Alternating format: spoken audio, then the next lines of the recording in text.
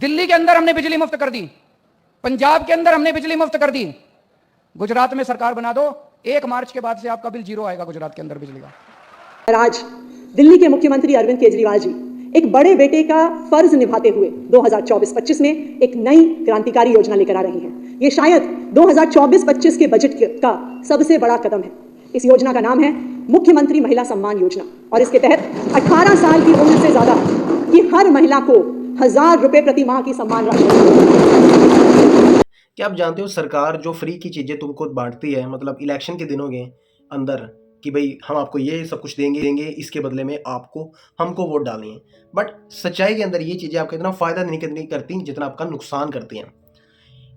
एक नुकसान नहीं, बहुत सारे नुकसान करती है, लेकिन थोड़े से फ़ायदे के लिए हम उस चीज़ को हटा कर सिर्फ ये देखते नहीं यार मेरे को बिजली मिल गई, मेरे को 1000 रुपये महीने का मिल गया, नहीं मैं तो आम आदमी पार्टी को वोट दूंगा।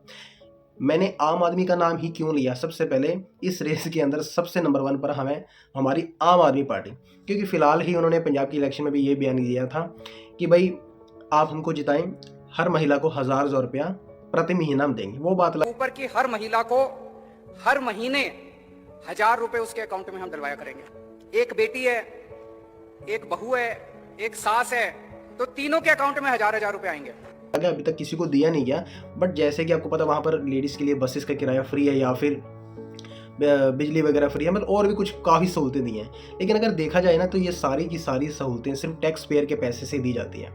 जब कोई सरकार जीत जाती है, उसके हाथ में सत्ता आ जाती है, तो उन्होंने क्या है कि टैक्स के पैसे से ये सारी अपनी बातें जो 10 वादे किए उसमें से 6 या 7 पूरे कर देने हैं। लेकिन ये कोई पैसा अपनी जेब से कोई भी नहीं बांटता, वो सारा का सारा हम जो टैक्स पे करते हैं ना, जैसे कोई भी प्रोडक्ट खरीदते हैं उसमें से हम टैक्स पे करते हैं सरकार को, उसी पैसे से ये घूम फिर कर हमको ऐसे मूंगफलियाँ दे देते हैं, हम वही मूंगफलियों को खा के खुश हो जाते हैं। तो ये जो एक सच्चाई है।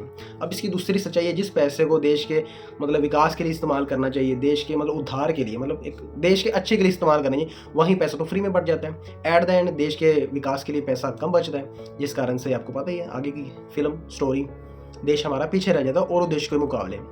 और फिलहाल और यही सारा टैक्स का पैसा शाही खजाने से निकाला जाता है, और कल को अगर शाही खजाने में से पैसा कम होता है, एक मान के चलो, तो एट द एंड महंगाई बढ़ाई जाती है, और जिस चीज़ से तुम भागते हो वही चीज़ घूम फिर कर तुम्हारे आगे आ जाती है।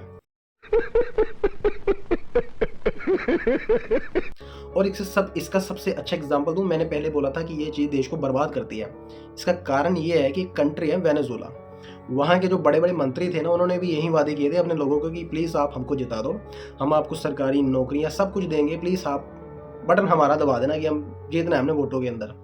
तो उन्होंने उसी बंदे को जिता दिया जिस बंदे ने सबसे ज़्यादा वादे किए थे, और उस बंदे ने भी चलो घर भी दे दिए, जॉब्स भी दे दी। जॉब्स भी कौन सी दी? कि आप घर से जाओ ऑफिस में बैठकर वापस घर आ जाओ। एट द एंड लोग काम करते नहीं थे, क्योंकि उनके पास सारा कुछ बना बनाया उनको मिल रहा था। देश पीछे हो गया, और वेनेजुएला कंट्री उन कंट्रियों में आती है, सऊदी अरेबिया से भी ज़्यादा पेट्रोलियम उस कंट्री के अंदर है, मतलब उनकी ज़मीन के अंदर इतना ज़्यादा पेट्रोलियम है। अगर आप गूगल पे सर्च करोगे तो नंबर 1 कंट्री है वेनेजुएला, जिसके पास सबसे ज़्यादा पेट्रोल है। बट फिर भी नंबर 1 गरीब कंट्री है। वहाँ के लोगों के पास कोई जॉब्स नहीं है, कुछ नहीं है, और वहाँ के लोग दूसरी कंट्रियों में जा रहे हैं, वहाँ पर काम धंधा ढूंढ रहे हैं, मतलब पूरी तरह से देश को बर्बाद कर दिया। तो बस मैं आपको यही समझाना चाहता हूँ, अगर आप वोट डालने के लायक हो गए तो सोच समझ के डालें कि भाई आप, हमारे लोग क्या करते हैं, अपना थोड़ा सा फ़ायदा देखते हैं, उस चक्कर में हम देश को बर्बाद मतलब देश को पीछे कर देते हैं, मतलब अपने थोड़े से फ़ायदे के लिए। तो प्लीज़ वोट थोड़ा सा सोच समझ के डालें। मैं ये नहीं बोल रहा कि आप बीजेपी को डालो या फिर आम आदमी को डालो या फिर कांग्रेस को, बट आप जिसको भी डालो थोड़ा सा सोच के डालो, क्योंकि ये वो ज़माना नहीं रह गया 1970 या फिर 75 का, जब लोग कम पढ़े लिखे थे।